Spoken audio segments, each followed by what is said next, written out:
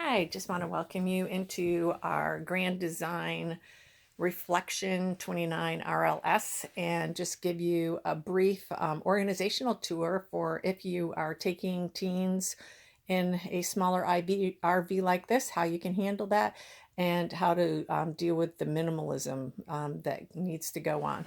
So this turns into a sofa bed, but our one daughter will actually fit there without it flipping out. So every night she can just go ahead and grab her blanket from one of the side covers behind that fern and just make it's basically like a sleeping bag blanket, and she can lay there or put a sheet down and then put the blanket down depending on the weather.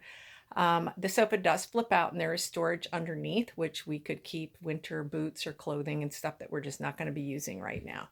So each of the girls has one of the end cabinets for their bedding if they need it, their blanket. And above, you'll see that there's 4 of these cabinets. Let me just show you one. And each one, girls each get 2 of those cabinets. And we use dish buckets. They're $2 a piece on Amazon.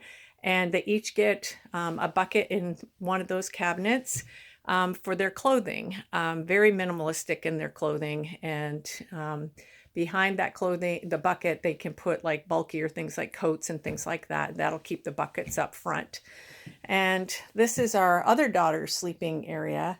And underneath is more storage, and they will put basically the equivalent of 4 dish buckets on the one end and then in the middle and on this end. Tom and I will take the middle for any of our shoes and boots that we're not wearing.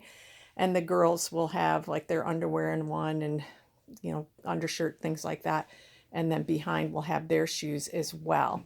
The last thing for the girls is those 3 cabinets up above the TV.